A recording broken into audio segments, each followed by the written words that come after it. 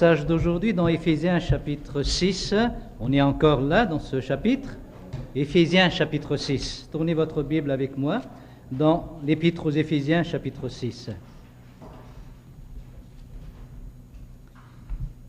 Eh bien, voici la lecture de ce passage, les armes spirituelles du chrétien, au verset 10 du chapitre 6. Au reste, fortifiez-vous dans le Seigneur et par sa force toute puissante. Revêtez-vous de toutes les armes de Dieu afin de pouvoir tenir ferme contre les ruses du diable. Car nous n'avons pas à lutter contre la chair et le sang, mais contre les dominations, contre les autorités, contre les princes de ce monde de ténèbres, contre les esprits méchants dans les lieux célestes. C'est pourquoi prenez toutes les armes de Dieu afin de pouvoir résister dans le mauvais jour et tenir ferme après avoir tout surmonté. Tenez donc ferme, ayez à vos reins la vérité pour ceinture. Revêtez la cuirasse de la justice, mettez pour chaussure à vos pieds le zèle que donne l'évangile de paix. Prenez par-dessus tout cela le bouclier de la foi, avec lequel vous pourrez éteindre tous les traits enflammés du malin. Prenez aussi le casque du salut et l'épée de l'esprit, qui est la parole de Dieu. Faites en tout temps par l'esprit toutes sortes de prières et de supplications.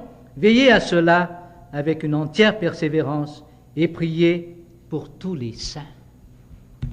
Eh bien, c'est notre passage aujourd'hui encore, c'est surtout le verset 16. Prenez par-dessus tout cela le bouclier de la foi, avec lequel vous pourrez éteindre tous les traits enflammés du malin. Si vous lisez dans votre bulletin, le thème de notre message aujourd'hui, eh bien, c'est un thème plus ou moins simple, en tout cas, la foi, le seul bouclier dans les adversités. Dans notre vie humaine, en tout cas, en tant que chrétiens, nous pensons que nous avons plusieurs boucliers qui nous protégeront des attaques et aussi des ennemis et des épreuves dans notre vie, des tentations. Et nous essayons d'opter ces méthodes et ces techniques pour nous prévenir.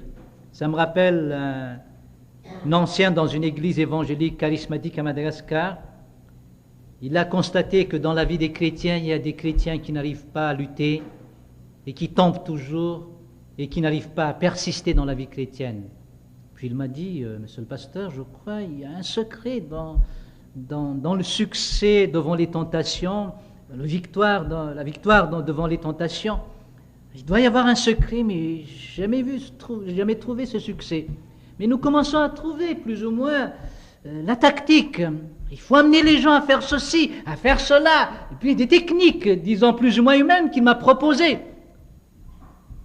et qui amèneront les gens à être capables à se défendre devant les tentations, à être fermes dans leur vie chrétienne. Mais la Bible nous a déjà promis, vous connaissez ce passage dans Corinthiens qui nous dit que nous ne serons pas tentés au-delà de nos forces. Et pour que nous puissions rester fermes dans les tentations, Dieu a déjà donné quoi? Le moyen pour y parvenir. Mais si nous ne parvenons pas à rester fermes, c'est parce que nous n'avons pas choisi et opté ces méthodes divines, que j'appellerais plutôt les moyens de grâce de Dieu. Dieu nous a donné des moyens de grâce pour pouvoir résister devant les tentations et les épreuves. Voilà ce que nous dit l'apôtre Paul dans cette épître aux Éphésiens. Après avoir parlé de la marche chrétienne, maintenant il nous parle des moyens par lesquels nous pouvons rester fermes. Au reste, fortifiez-vous dans le Seigneur et par sa force toute puissante.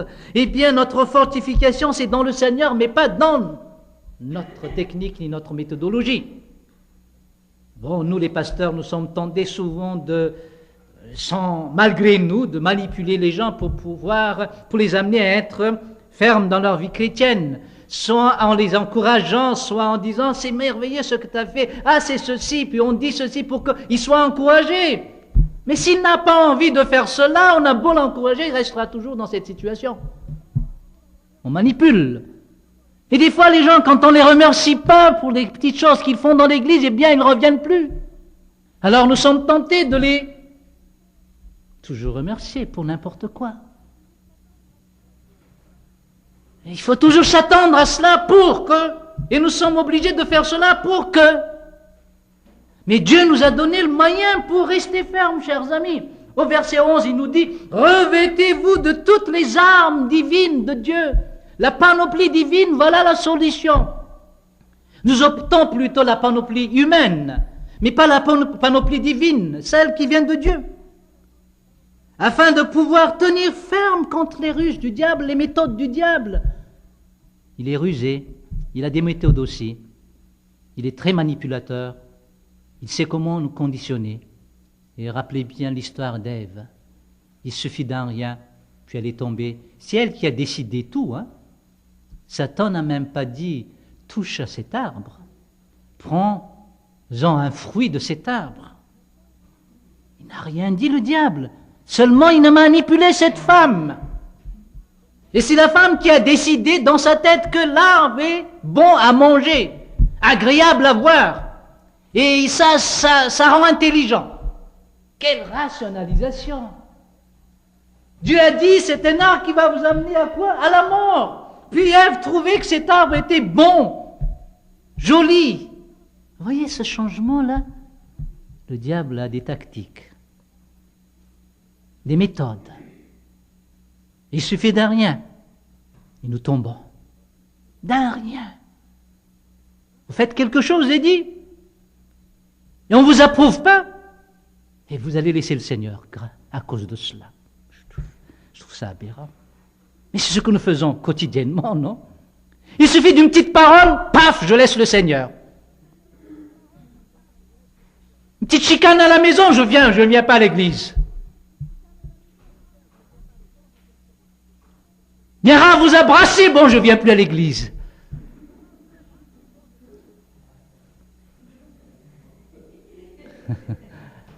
Mais est-ce que nous avons cette fermeté? Pourquoi nous tombons pour un rien? Où est le problème? Peut-être vous n'êtes pas sauvé, mais je laisse ça de côté, mais je vous prends comme quelqu'un qui est sauvé. Il y a toujours de l'espoir dans votre vie. Vous pouvez être ferme dans votre vie chrétienne, rester ferme dans les situations difficiles même. C'est dans les situations difficiles qu'on peut dire qu'on est ferme. Tout est dans la douette, là, dans la belle vie, on ne peut pas dire qu'on est resté ferme. Vous êtes sur un lit confortable, vous êtes couché dessus, et vous n'avez rien à faire, vous restez là, et on dit que vous êtes ferme dans votre position. Non, c'est plutôt dans les adversités que nous pouvons dire que nous avons la fermeté. Vous essayez de me faire trébucher, je reste toujours là, stable. Vous essayez de me faire tomber, mais je reste toujours debout. Vous essayez de me faire n'importe quoi, me plaquer, mais je reste toujours debout. Là. Ça me rappelle un jeune homme de Toronto, vous savez, en tant qu'étudiant en théologie, on fait aussi des choses infantiles, je dirais, enfantins plutôt. Eh bien, ce jeune homme me taquinait toujours, il voulait toujours me battre, se battre avec moi. Je dis, non, j'ai pas envie, là, arrête. Ah, allez, puis il me taquinait, puis je l'ai vu dans une position plus ou moins, je dirais, susceptible pour le faire tomber. Il a levé son pied comme ça, puis je l'ai plaqué, pouf, puis il était tombé par là. Puis je lui ai dit, Miara, comment t'as fait pour me faire tomber là? Des fois, nous bougeons trop, et le diable sait comment nous faire tomber. Mais quelqu'un qui est solide, il a essayé de me faire tomber, mais j'étais toujours resté ferme. J'ai dit non, mais il voulait toujours me battre, mais j'étais resté ferme, et j'ai vu sa faiblesse, paf, il est tombé. Et nous devons être dans cette position. Le diable, il veut être toujours ferme, lui. Il va persister, il est persévérant. Mais notre victoire, c'est notre persévérance, chers amis. Non pas que nous arrivons à le détruire, car nous ne sommes pas capables de détruire le diable. Ce n'est pas notre mission. Dieu nous a jamais demandé d'aller détruire le diable. Il nous a demandé de rester ferme, malgré les attaques du diable. Et qu'est-ce qu'il nous est dit au verset 16? Prenez par-dessus tout cela. On a déjà parlé de la ceinture, la vérité. On a déjà parlé de la cuirasse, de la justice. On a déjà parlé des chaussures, qui est le zèle que nous donne l'Évangile. Et tout cela se trouve dans la parole de Dieu. La vérité se trouve dans la parole de Dieu. Alors, puisez cette vérité dans la parole de Dieu. Les doctrines bibliques, il faut trouver cela dans la Bible. Alors, ne vous dites jamais que c'est trop intellectuel, c'est trop sec. La doctrine, elle est là, elle nous parle des vérités, nous devons connaître ces vérités. Certes, il y a certains enseignants qui sont capables de les amener comme c'est une prédication, et nous savourons cela sans réaliser qu'en réalité nous avons appris des théologies vraiment assez profondes, difficiles. Mais il y a d'autres qui ne sont pas vraiment capables d'avoir une pédagogie pour faire passer une théologie d'une manière simple. Mais c'est la parole de Dieu, c'est la vérité. Lorsque nous captons cette vérité, c'est notre ceinture qui va nous aider à rester fermes. Et on parle de la justice, de tout ce qui est droit, de ce qui est conforme au droit de Dieu, la volonté de Dieu. Et lorsque vous ne connaissez pas la volonté de Dieu, vous n'avez pas de cuirasse qui va vous amener à rester toujours ferme, à avoir les épaules hautes comme cela. Vous allez être toujours courbé. Il suffit d'un rien, pouf, d'un rien, pouf, puis vous tombez. Mais vous avez la cuirasse, la volonté de Dieu, la justice, qui est dans la parole de Dieu. Mais, troisième chose, nous avons aussi le zèle que donne l'Évangile. L'Évangile qu'on enseigne là nous donne le zèle. D'évangéliser peut-être aussi. S'envoler comme les oiseaux. Mais on ne parle pas tellement des ailes, mais on parle plutôt des pieds. Donc on a besoin de chaussures pour cela. Et je me rappelle très bien le premier jour où j'ai essayé de mettre les chaussures pour patiner. Ici au Canada, on avait quand même ce qu'on appelle ça des patins à roulettes chez nous, mais à 8 plutôt, de 4 roues, et on attache avec les chaussures normales. C'est ce que nous avions dans le temps. Puis il n'y avait même pas de frein.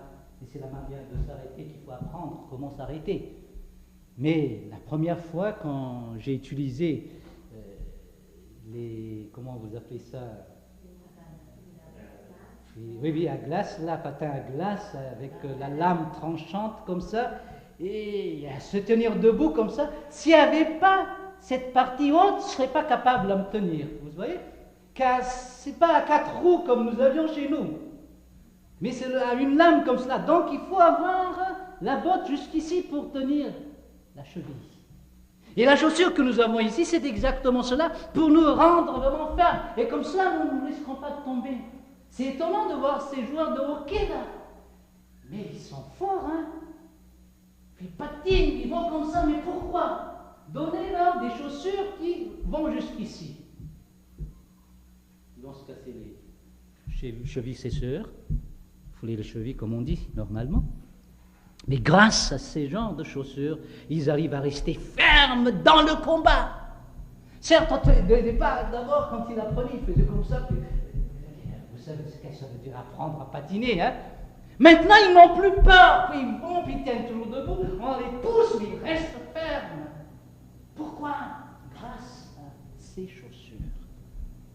Ils sont zélés pour taper sur, comment on appelle le rond là? Voilà. La rondelle. Pourquoi? Il y a cette persévérance grâce aussi à leurs chaussures. Donc nous les chrétiens, nous devons avoir ces chaussures. Et nous pouvons les trouver là, non pas dans les magasins. Vous avez beau magasiner, vous n'allez pas trouver ces chaussures là-bas. C'est dans la parole de Dieu. Et c'est dans l'Évangile qui nous parle du salut que se trouvent ses pieds. Vous vous rappelez très bien le passage dans Romains qui nous dit qu'il est beau le visage de celui qui annonce l'Évangile. Hein? Qui sont beaux plutôt, les pieds. Non pas qu'il est beau le visage, mais la figure, qu'elle est belle la figure, non, qu'ils sont beaux les pieds. Le pied de ceux qui annoncent l'Évangile, parce qu'ils ont entendu l'Évangile, et ils prennent toujours l'Évangile. Donc il y a cet aspect de l'enseignement de l'Évangile dans l'Église, et lorsque nous prêchons aux enfants là, nous étudions ce qu'est l'Évangile, et nous grandissons, c'est ça qui nous renferme aussi. Et qui nous pousse à évangéliser davantage. Maintenant, nous avons cette 4e arme qui doit être par-dessus tout prise pour nous défendre. Verset 16. Prenez par-dessus tout cela le bouclier de la foi, avec lequel vous pourrez éteindre tous les traits enflammés du mal. Voyez, nous avons un malin autour de nous, qui tourne autour de nous plutôt, qui essaie toujours de nous plaquer, de nous faire tomber, et de chercher la faille, comme j'ai fait avec mon ami.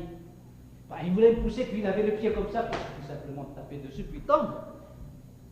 Et le diable est malin. Il envoie aussi des traits enflammés, des flèches enflammées. Vous avez une idée un peu chez vous des Indiens d'antan. Les peaux rouges, comme on dit chez nous, contre les visages pâles. Il y a des livres sur cela, en tout cas, c'est ce qui nous a enseigné, c'est ce qu'on nous a enseigné pragmatiquement parlant, en ce qui concerne l'Amérique. Hein? Et il y a des flèches, mais des fois des flèches enflammées. Mais c'est le diable qui envoie tout cela. Les flèches, ce sont les tentations dans notre vie chrétienne. Il y a des tentations ici, à droite, à gauche, devant nous, derrière nous, partout, des flèches enflammées. Et si vous n'avez que la ceinture, et vous n'avez que la cuirasse, et vous n'avez que les chaussures, eh bien vous êtes vulnérable. Voilà. Vous êtes vulnérable. C'est vrai, vous avez ces trois armes.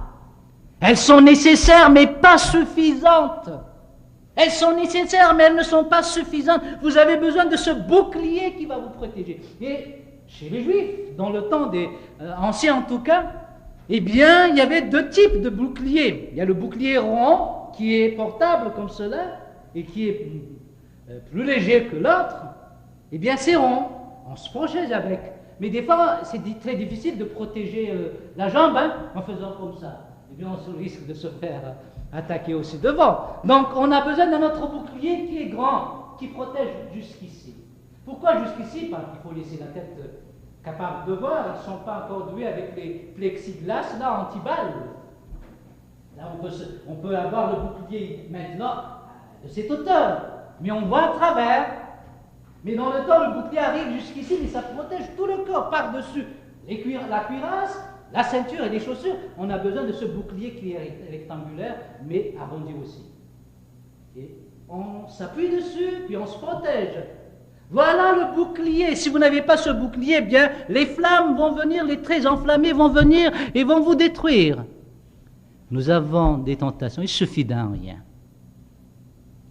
Et nous avons chacun notre faiblesse. Si dans le temps vous aimez le monde, et votre monde c'était les discothèques, les musiques de ce monde, eh bien le diable sait très bien, c'est là votre faiblesse. Il va vous attaquer là dans ce domaine musical qui semble être inoffensif, on dirait, dans ce domaine musical. Ce n'est pas étonnant si nous voyons des gens qui sont venus au Seigneur, qui laissent complètement ces choses parce qu'ils savent que c'est leur tentation. Ce qui est dommage, c'est que nous qui ne vivions pas dans ce monde, dans le temps, essayons de récupérer ces choses en disant, mais où est le mal dans tout cela? Je parle de la musique là, mais je parle aussi du problème sexuel, l'adultère, tout ça. Si ça a été votre problème dans le temps, vous serez tellement délivré, ça c'est sûr. Mais le diable peut jouer là-dessus encore, comme tentation. Ça a touché votre corps dans le temps. Ça a laissé des marques presque indélébiles dans votre vie. C'est pour cela que je dis toujours la chasteté préconjugale est très importante pour les chrétiens. Car ce qui s'est passé le premier jour de votre relation vous marquera à jamais. C'est pour cela que ça doit être votre mari ou votre femme. La chasteté préconjugale. Alors si ça votre faiblesse, eh bien le diable sera capable de vous attaquer là dans ce domaine. Mais il se peut que ce ne soit pas notre faiblesse, mais notre qualité. Vous êtes belle? C'est une qualité. Et je me rappelle un jeune homme qui était beau de figure comme on dit, beau de taille aussi. Savez-vous qui est cet homme? Il est joli. Puis, son père lui a acheté des beaux vêtements. Déjà, il est beau avec les beaux vêtements. Il est plus que beau. il est charmant. C'est Joseph. Et la femme de Potiphar a trouvé sa beauté. Et qu'est-ce qu'elle a dit, cette femme? Couche avec moi. Votre qualité peut être aussi votre tentation. Les bénédictions que vous avez peuvent très bien être votre attention aussi. Donc vous voyez, le diable, il est capable, non pas seulement de miser sur nos faiblesses, mais miser sur nos qualités aussi pour nous faire tomber. Pour nous faire trébucher, chers amis. Et là, dans ce domaine-là, Joseph était un homme de Dieu remarquable. Il a un Dieu tout-puissant, c'est pour cela qu'il était capable. Qu'est-ce qu'il a fait?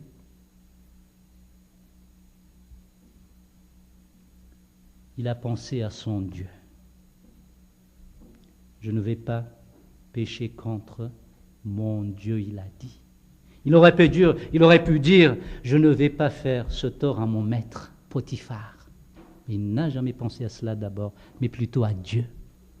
Et c'est Dieu qu'il connaît, c'est Dieu qui l'a empêché de tomber dans le péché. C'est un Dieu qu'on appelle El Shaddai, le Dieu tout-puissant qui l'a aidé à rester ferme. Et qu'est-ce qu'il a fait? Parce qu'il sait que Dieu est le Dieu tout-puissant. Il a dit non. Il a refusé. Avant d'expliquer, il a dit non, il a refusé. Et ça, c'est très important, chers amis, dans les tentations. Il faut savoir dire non grâce à la parole de Dieu, à la connaissance de Dieu. Si vous connaissez qui est Dieu, vous allez dire non à quelque chose. Parce que Dieu vous regarde, non? Vous savez qu'il est là présent, non? Pourquoi vous osez dire, vous n'allez pas dire oui, mais vous savez, c'est ce qu'elle a fait elle, non? Elle a discuté avec le diable. Il ne faut jamais discuter avec. Quand la tentation se présente, il faut dire non. Non pas seulement le dire, mais l'appliquer dans notre vie. Il faut refuser sur le coup. Ne jouez pas avec. Et si vous retombez dans le péché que vous avez déjà laissé avant, c'est parce que vous n'avez pas dit non. Vous raisonnez. Et moi, j'ai toujours peur de ces gens-là quand on parle de quelque chose, qu'on a réalisé que c'est un péché et qu'ils trouvent des excuses, des explications. J'ai bien peur de ces gens-là. De leur vie, en tout cas, non pas de moi. De ce qu'ils vont me faire. Non. Peur de leur vie. Il ne faut jamais rationaliser avec le péché, chers amis. Mais qu'est-ce qui va nous donner tout cela? Qu'est-ce qui va nous donner cette force de dire non, je ne vais pas le faire? Ça me fait penser à des gens qui ne sont pas chrétiens, mais qui ont de l'éducation. Chez nous, on voit très bien des gens comme cela, qui ressemblent vraiment à des chrétiens dans leur manière de se comporter, dans leur vie. On peut très bien dire qu'ils sont chrétiens. Ici, chez nous, au Québec, on voit cela chez les témoins de Jéhovah. Ils ne sont pas sauvés, ces gens-là. Ils n'ont pas le salut sûr, parce qu'ils doutent encore de leur salut. Ils ne croient pas en Jésus-Christ, le Dieu vivant qui est venu pour nous sauver. Mais pourtant, leur vie démontre clairement qu'ils ont foi en quelque chose et que ça semble être leur bouclier. Ils ne fument pas, ils ne boivent pas, ils ne dansent pas, ils ne font pas ceci, ils sont plus chrétiens que nous des fois. Pourquoi ils sont capables? Pourtant ils n'ont pas le Seigneur. Et nous avons le Seigneur et nous ne sommes pas capables. Pourquoi? Je me pose des questions. Pourquoi? Et nous disons que nous avons un Seigneur tout-puissant et nous ne sommes pas encore délivrés. Posez bien des questions dans votre vie. Car Dieu est un Dieu tout-puissant, capable de nous délivrer, comme on a dit tout à l'heure, non? Avec les enfants. Ce n'est pas un mensonge, n'allons pas le dire par notre bouche, démontrant dans notre vie qu'il est capable de nous délivrer de n'importe quel péché. Est-ce que je suis en train d'être méchant? En train d'être un peu trop légaliste? Tout dépend de votre bouclier. Qu'est-ce que vous avez comme bouclier? C'est un bouclier en plastique. Bon, c'est beau, c'est joli, hein? C'est léger. Mais quand les traits enflammés arrivent, ça fond. C'est en plastique, c'est normal. Mais le bouclier dans la Bible, c'est Dieu lui-même. Je vais vous donner quelques listes de versets qui nous disent que c'est Dieu qui est le bouclier. Le bouclier de la foi, quand on parle de la foi, ça peut être la foi subjective, c'est moi qui crois, mais ça peut être la foi objective, c'est l'objet de ma foi. Et l'objet de notre foi, en tout cas, c'est Dieu. Dans Psaume 28, verset 7, écoutez simplement. L'Éternel est ma force et mon bouclier. En lui, mon cœur se confie, je suis secouru. Est-ce que c'est vrai dans votre vie, ça? Vous êtes secouru dans votre problème de tentation? Posez cette question. J'ai de l'allégresse dans le cœur et je le loue par mes chants. Pourquoi? Parce qu'il m'a secouru. J'ai vu dans ma vie qu'il était là pour me délivrer et me rendre vraiment persévérant. Il ajoute ceci encore dans Psaume 35. Saisis le petit et le grand bouclier, et lève-toi pour me secourir, Seigneur. Voilà ce que nous dit le psalmiste. Tu es mon asile et mon bouclier, j'espère en ta promesse. Psaume 119. Toute parole de Dieu est éprouvée. Dieu est un bouclier pour ceux qui cherchent en lui un refuge. Eh bien, voilà le grand problème. Nous cherchons le refuge. Où? Dans nos raisonnements. Je ne sais pas si vous l'avez remarqué le premier jour où j'ai eu l'occasion de parler un peu je crois que c'était sur la cigarette, puis des réflexes étaient sortis, qui sont des réflexes que j'ai l'habitude d'entendre chez moi aussi. On parlait même du café après. Et le café alors? Ça c'est la tactique du diable.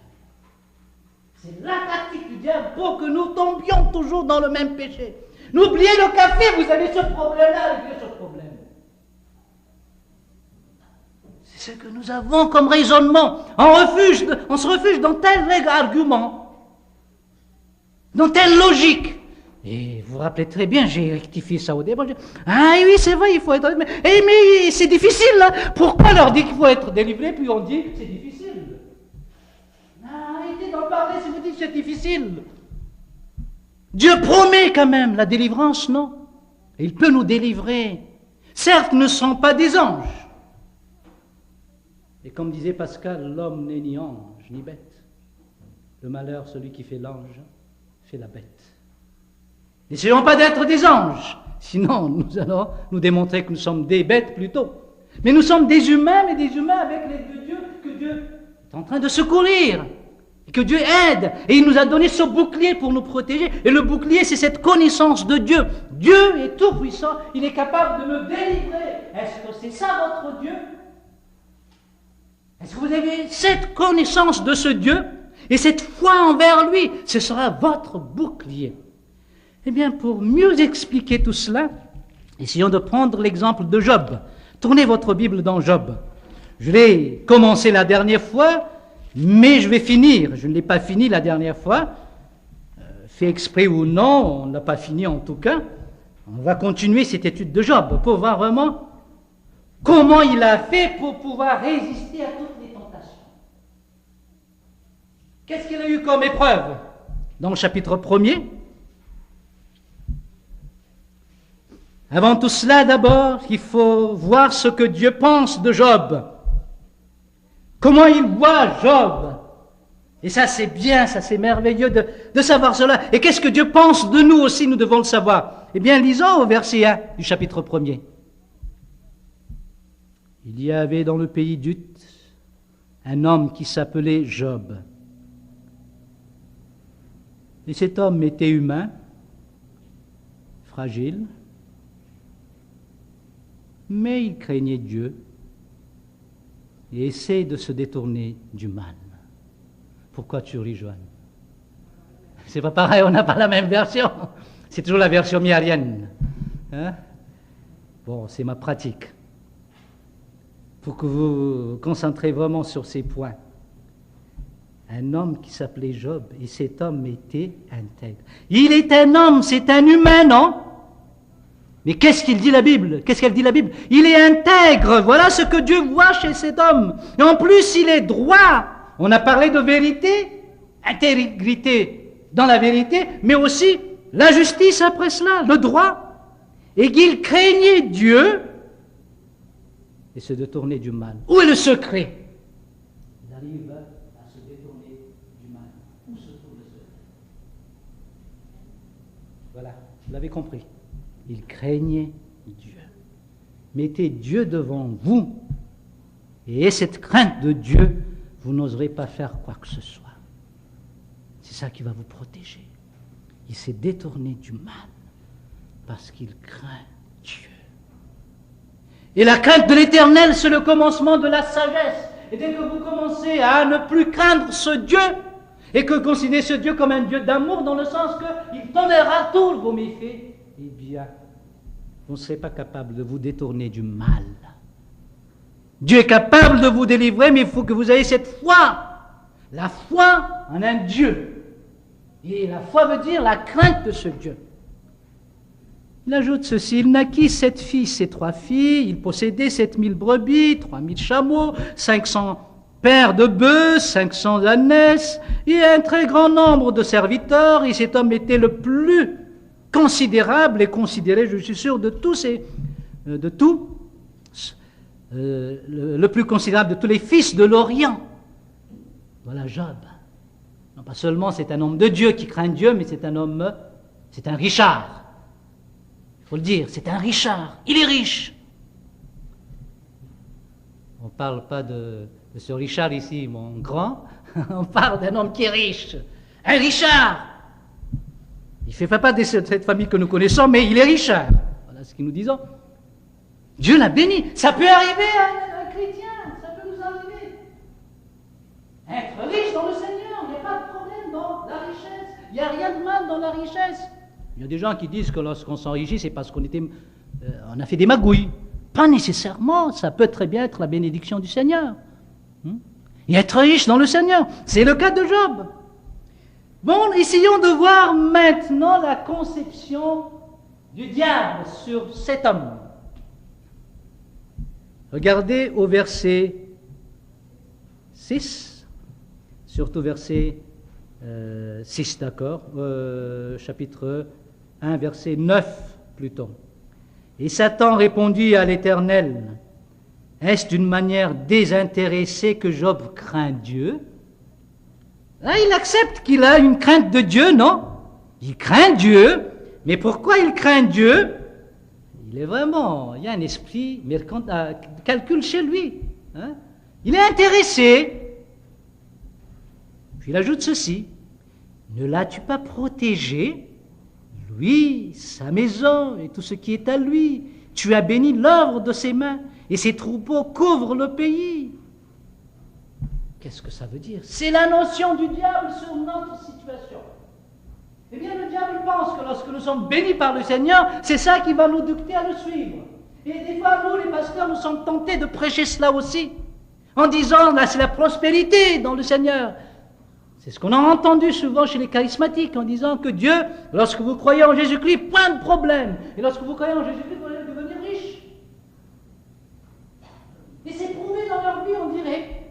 Et ils deviennent riches, des multimillionnaires.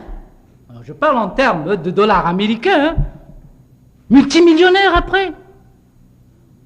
Bon, c'est pour cela qu'ils suivent ce Dieu, parce qu'ils ont des richesses. Et nous sommes intéressés. Et c'est des fois la tactique que nous faisons. Nous essayons d'attirer les gens parce que chez Dieu, il y a ceci. Avec Dieu, il y a cela. Ça me rappelle très bien ce que je disais une fois lorsqu'on avait fait une évangélisation. On avait fait une évangélisation dans un quartier, dans un village en tout cas. Et j'avais dans mon équipe des gens plus ou moins, comment dirais-je, au rang social, plus ou moins bien placés. J'ai eu des docteurs, des médecins, des directeurs d'entreprises, puis des professeurs, puis des infirmiers, puis toutes sortes de gens, mais c'est très hétéroclite. Il y a des simples fermiers aussi. Et quand j'ai annoncé, disons, faisais plus ou moins la présentation, j'ai dit, telle personne est ceci, elle est médecin, telle personne, elle est professeur. Puis à la fin, une des médecins était venue me voir, monsieur le pasteur, mais pourquoi citer tous ces métiers-là? Il est médecin, mais est-ce qu'on est là pour les attirer? Paire de claques, c'est vrai ce qu'elle a dit. Je ne l'ai pas fait exprès dans le sens d'attirer les gens, mais seulement pour citer comme ça. Mais ça peut être une occasion pour chercher à amener les gens à venir. Vous voyez, on a quoi? Un médecin, alors suivez Jésus-Christ. On a quoi? Un fermier, alors recevez Jésus-Christ. Et bien Jordan, s'il viendra ici, et il va dire, moi j'ai accepté Jésus-Christ, tous les basketteurs vont suivre Jordan. Vous savez, Jordan, il a accepté Jésus-Christ aussi. C'est la méthode maintenant. Parce qu'on a cette notion du diable sur l'homme, que l'homme est attiré par Dieu par des richesses, par des avantages. Nous n'attirons pas les gens vers le Seigneur grâce aux avantages que nous avons, que Dieu nous a donnés. Eh bien, c'est la notion du diable.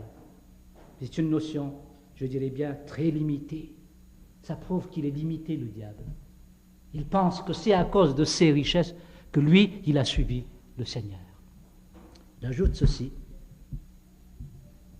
Verset 11. Mais étends ta main, touche à tout ce qui lui appartient, et je suis sûr qu'il te maudit en face. Quelle assurance venant du diable, qui semble tout connaître.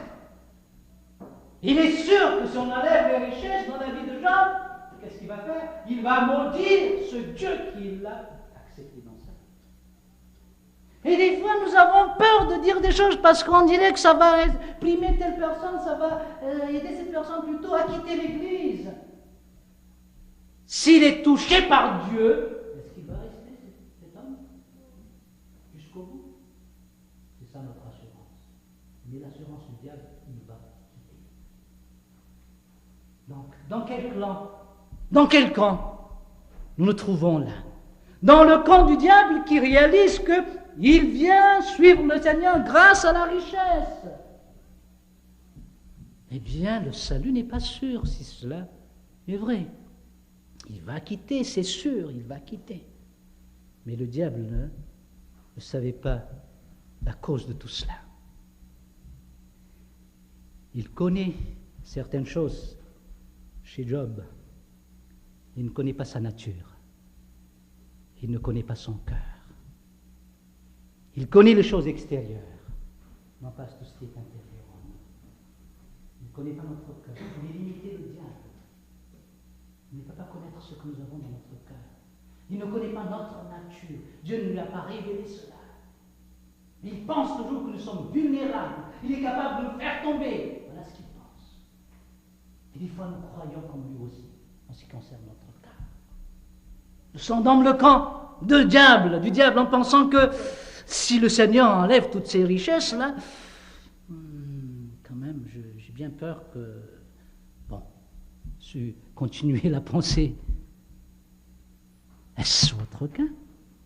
Mais qu'est-ce qu'on a eu? Vous vous rappelez ce qui est arrivé à Job?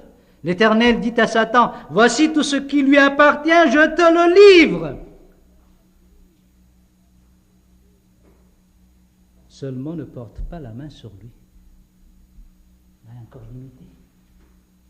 Il ne peut pas faire quoi que ce soit. Seulement là où Dieu l'autorise, c'est là qu'il peut agir. Je te donne. Voici tout ce qui lui appartient, je te le livre entre la main du diable. Il a enlevé tout. Premièrement, ses richesses. Nous l'avons vu la semaine passée. Et en plus de ça, il a enlevé qui? Ses propres enfants. La richesse, ça va encore. Il suffit de travailler le lendemain, puis on peut s'enrichir toujours. Mais les enfants, c'est notre vie, presque notre vie. Ne touchez pas à mes enfants, diront certaines personnes. Ils sont chers pour eux. Et Dieu a laissé le diable faire cela, toucher aux enfants de Job. Mettez-vous à la place de Job. Regardez ce qu'il dit. Versets 20-21, nous l'avons déjà vu. Alors Job se leva, déchira son manteau et se rasa la tête, puis se jetant par terre, il se prosterna et dit, « Je suis sorti nu du sein de ma mère, et nu je retournerai dans le sein de la terre. L'Éternel a donné, et l'Éternel l'a ôté. » C'est devenu un dicton chrétien, ça. À des moments difficiles, on cite ce verset, « L'Éternel a donné, et l'Éternel l'a ôté. » Il voit qui derrière tous les événements? Dieu qui maîtrise. Alors vous voyez, il est plus, plus capable à discerner que le diable. Lui, il sait ce qui se passe derrière tout ça. Dieu est dans tous ces événements. Il a donné, il a ôté. Je peux très bien dire cela parce que ça me rappelle lorsque on m'a donné une voiture, une 4x4. Et dans ma ville, en tout cas, j'étais le premier pasteur à avoir une 4x4. Bon, les autres pasteurs peuvent très bien avoir une voiture, mais une 4x4, c'est cher quand même. Ce sont les prêtres qui ont des 4x4. Les Toyota 4x4, là, 4 roues motrices. Mais j'étais le premier pasteur. Ça fait un boom dans la ville. Et je crois, je dirais bien 80-90% des gens de Tamatave me connaissent. En tout cas, au moins physiquement, en pensant que je suis pasteur dans telle église. Donc ça fait un boom dans la ville. Quelques mois plus tard, j'ai eu un accident. Elle était neuve, flambant neuve, en tout cas en voiture, mais paf, un accident. Alors, il a donné, et j'ai fait presque un tonneau avec, seulement sur le côté, et ça a détruit complètement la carrosserie. J'ai à 80% de la carrosserie a été abîmée complètement. 80%. Tordu. Il a donné, il a ôté, mais pourquoi? C'est ce que j'ai posé comme question. Mais pourquoi? Mais juste après cela, je me suis souvenu d'un passage.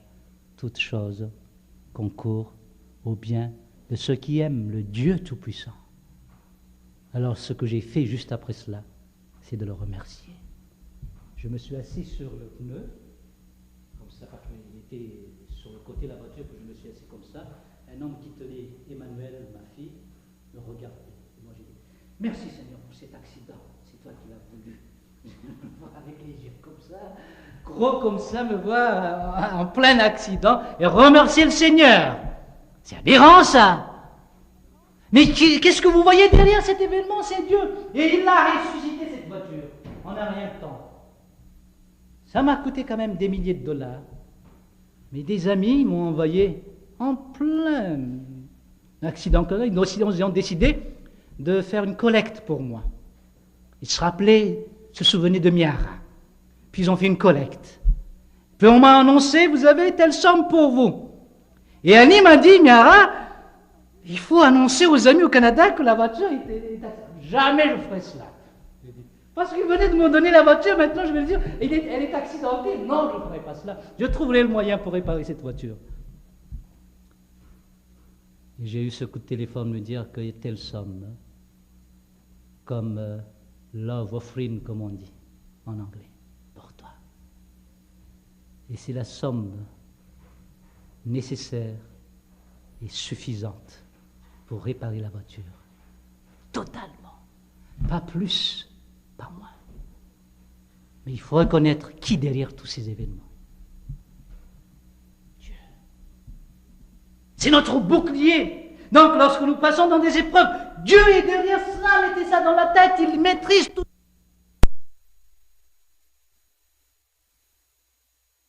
De bénir le Seigneur parce que ses fils sont morts.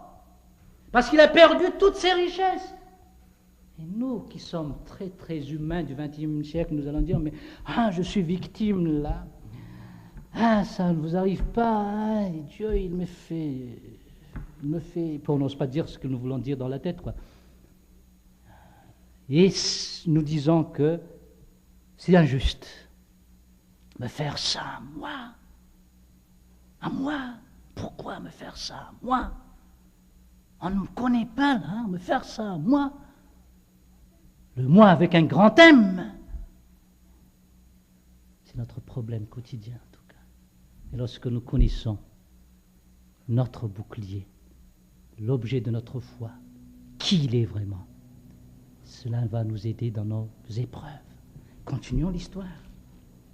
Chapitre 2. Voici ce que disait sa femme. Verset 9. Sa femme lui dit, « Ne t'inquiète pas, Job. Je suis derrière toi. Je suis ta femme et je t'appuie. Dieu nous bénira toujours. » Quelle femme idéale. Hein? C'est ce que les hommes cherchent comme femme. Une femme capable d'encourager dans les moments difficiles. Et je tiens à vous dire que l'homme est faible. Même s'il se montre fort, il est faible, et en tant qu'homme, je le dis. Donc les autres ne pourront pas dire non à ce que je dis, parce que je suis un homme en le disant. Nous sommes faibles. Et dans les moments critiques, c'est là que nous voyons notre faiblesse, que vous allez voir nos faiblesses. Incapables de faire quoi que ce soit. Il suffit d'un petit mot de votre part. Vous serez capable. Un petit geste de votre part en tant que femme.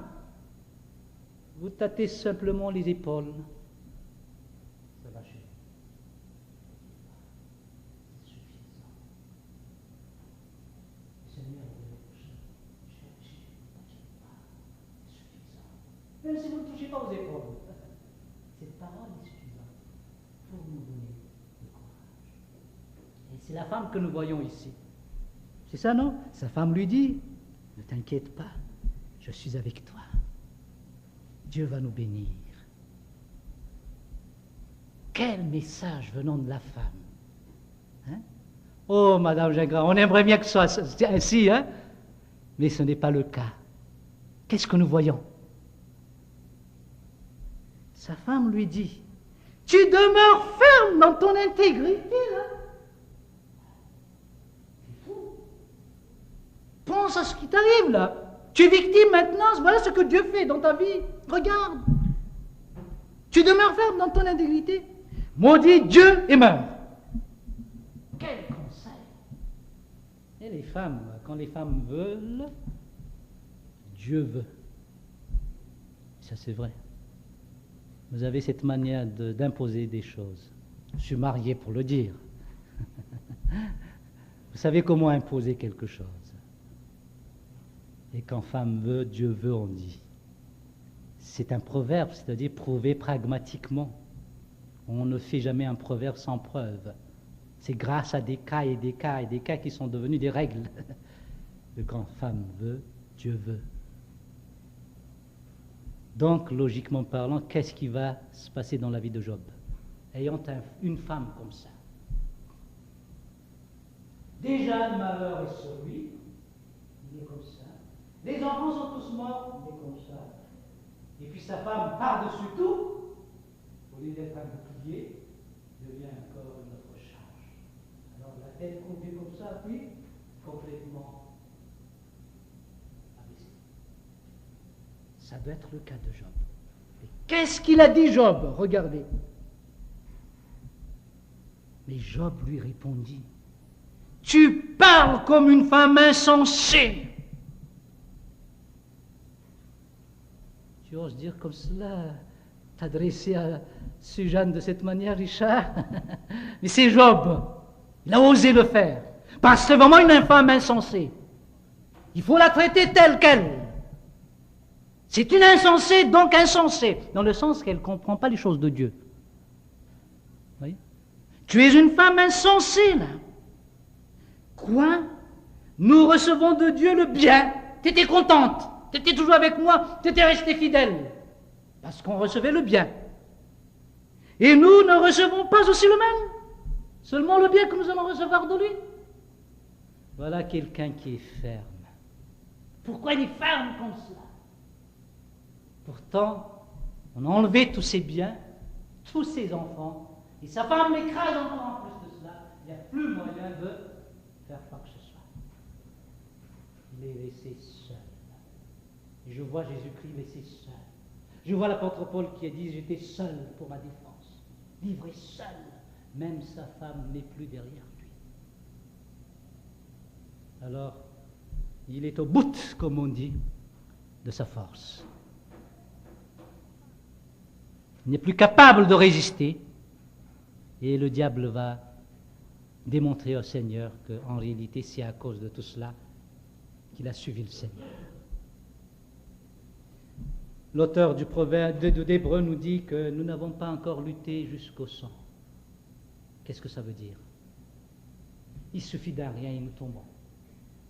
Il suffit d'un rien et nous laissons le Seigneur. Il suffit d'un rien et nous ne venons plus à l'église. Il suffit d'un rien et nous négligeons la parole de Dieu. Il suffit d'un rien et nous ne prions plus. Vous n'êtes pas encore passé dans des épreuves comme celle de Job, là. Ça ne touchait même pas encore votre famille. Mais seulement vous avez entendu des paroles. Et ça me rappelle ce que disait une fille dans notre église, une jeune fille. En 78, je suis arrivé, puis il m'a dit, pasteur, elle m'a posé des questions, qu'est-ce qu'il faut faire quand les gens vous regardent, quand vous rentrez à l'église, ils vous regardent de haut en bas comme cela, et puis ils tournent la tête. Qu'est-ce qu'il faut faire? Ça n'incite pas à venir dans l'église, ça excite à pécher. J'ai envie de me mettre en colère quand je vois telle personne dans l'église, qu'est-ce qu'il faut faire? Eh bien pour elle ne va pas venir à l'église parce qu'on la regarde comme ça de haut en bas, puis on lui tourne le dos. Et qu'est-ce que ça fait dans elle? Il suffit d'une geste comme ça, et on ne suit plus le Seigneur. Pourquoi vous mettez toujours le Seigneur avec ces petits problèmes, et que vous allez laisser le Seigneur pour cela? Posez bien la question sur votre vie spirituelle, chers amis, car nous tombons facilement pour un rien. Pourtant, nos enfants sont encore là. Nos richesses sont encore là. Nous avons encore tout. Et notre mari est encore là, notre femme est encore là derrière nous. Nos enfants nous épaulent même aussi derrière nous. Et pourtant, on n'arrive pas à rester ferme.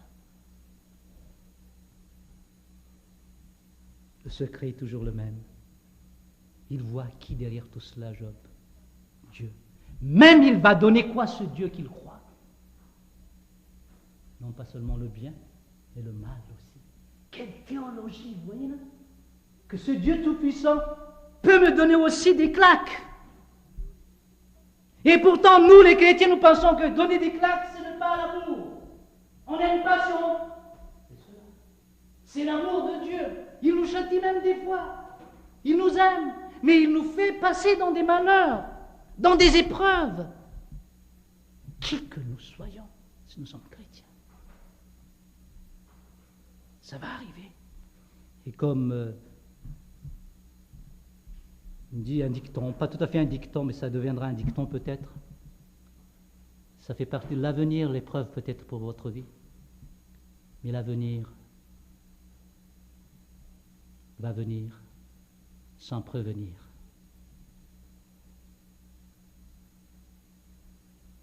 Ces épreuves vont venir passer dans votre vie si vous n'êtes pas encore passé dans l'épreuve. Au moment où vous devenez chrétien, vous allez avoir des épreuves. Mais est-ce que vous allez rester ferme? Rappelez très bien les armes que nous avons parlé, mais surtout cette dernière arme que nous avons parlé, le bouclier, la connaissance de Dieu. C'est Dieu, comment il est pour vous. C'est le bouclier de votre foi, de votre vie.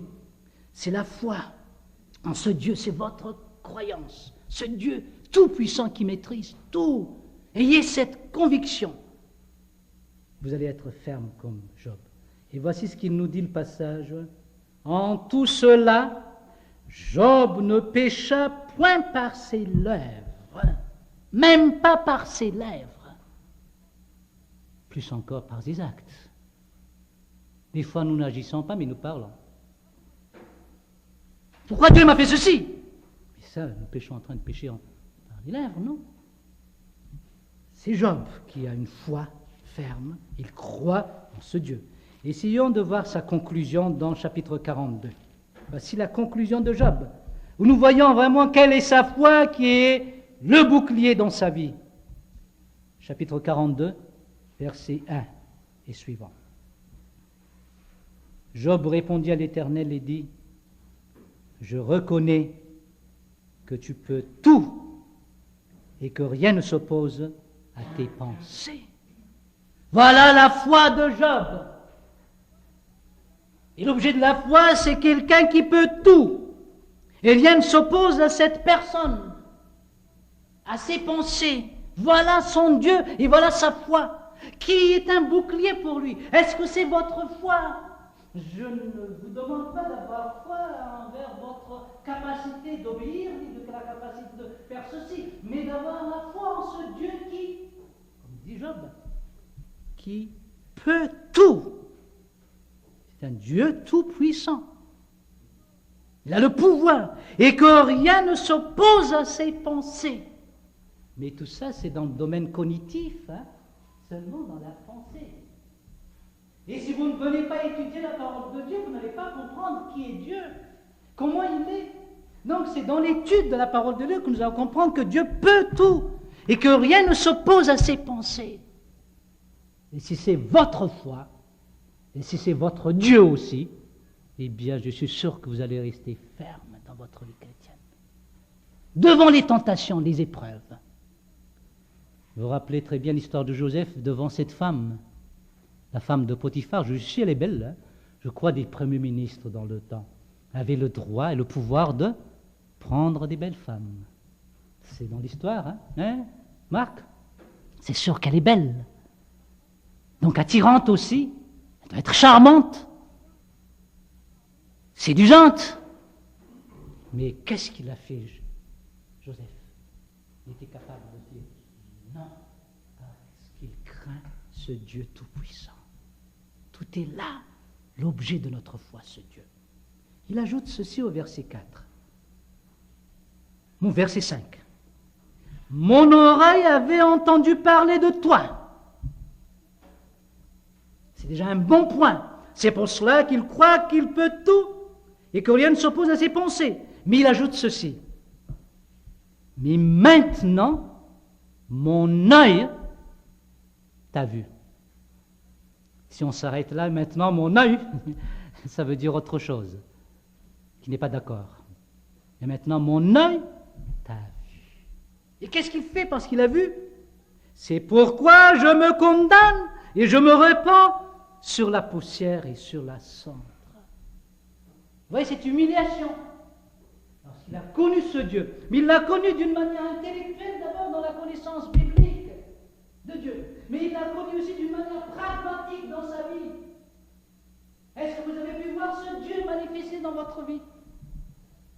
Non pas seulement par sa parole, il se révèle, mais par ses actions, il se révèle aussi qu'il est le Dieu Tout-Puissant. Il ne vous a jamais délivré dans votre vie.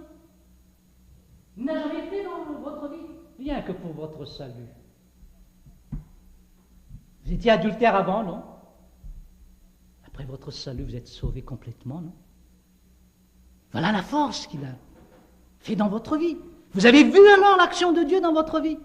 Donc nous avons besoin premièrement de la connaissance biblique, c'est pour cela que je vous invite à venir toujours dans l'église, à écouter les enseignements, pour que vous puissiez arriver à cette étape. Vous serez capable de discerner qui est votre bouclier et comment est votre bouclier qui va vous rendre ferme. Mais en même temps, dans vos vies, il va agir, il va démontrer qu'il est capable de vous délivrer. Eh bien, je prends le cas de la voiture. Elle a été accidentée, non? Bon, quand on regarde Dieu, c'est un Dieu qui donne et qui est ôte. C'est ça, non? Mais il faut le regarder d'une manière positive. Il donne et il ôte, parce qu'il veut donner autre chose en plus. Je tiens à vous dire, j'apprécie mieux la voiture après l'accident. J'ai bien apprécié la voiture après l'accident. Il l'a ressuscité. Et là, j'ai vu, non pas d'une manière, comment dire, miraculeuse, comme s'il a fait tomber du ciel une autre voiture, mais en utilisant des amis qui ne savaient rien, dictés par l'amour pour l'œuvre de Dieu, pour Miara, qu'ils ont envoyé l'argent, mais c'est l'argent pour réparer la voiture. Et la voiture a été ressuscitée. Et j'avais cette conviction. Et le deuxième jour après l'accident, j'étais allé l'amener dans un garage, sans avoir un sou dans ma poche et sans savoir si je vais avoir cette somme ou non. J'avais cette conviction que Dieu est un Dieu tout-puissant. Il a ôté, mais il peut aussi ressusciter. Et j'avais cette conviction. C'était mon Dieu. Et je l'ai vu dans ma vie, ça. Est-ce que vous avez vu des choses comme cela? Je ne parle pas des miracles comme chez les charismatiques, mais des choses dans votre vie, des choses quotidiennes où vous voyez que Dieu opère et qu'il agit, qu'il est vraiment le Dieu qui est capable de tout dans votre vie. Vous avez la connaissance biblique, mais vous avez aussi la connaissance pratique de ce Dieu. Mais si vous restez seul, si vous ne lisez pas la parole de Dieu, Dieu ne touchera même pas à votre vie peut-être, eh bien vous n'allez pas avoir ce privilège de voir qu'il est le Dieu Tout-Puissant. Et s'il vous met dans l'épreuve, et que vous savez qu'il est derrière tout cela, vous allez rester ferme, car c'est ce Dieu qui est votre bouclier. Et c'est ce qu'il nous dit l'apôtre Paul en disant, eh bien prenez par-dessus tout cela le bouclier de la foi, avec lequel vous pourrez éteindre tous les traits enflammés du malin. Pensez à Job, pensez à Joseph. Tout dépend de leur foi. l'objet de leur foi qui est Dieu lui-même. Et tout dépend de notre objet de foi, qui est notre Dieu, et de notre foi envers ce Dieu que nous croyons. Eh bien, tout dépend de cela. Notre fermeté dépend de cela, et notre marche chrétienne dépendra aussi de tout cela. Eh bien, que le Seigneur puisse nous aider, avec ces quelques explications, à bien connaître davantage ce Dieu tout-puissant, qui est capable de tout faire, et qui maîtrise tout, et rien n'oppose à sa pensée, et que ce soit notre pensée quotidienne, et ça va être notre bouclier dans notre vie.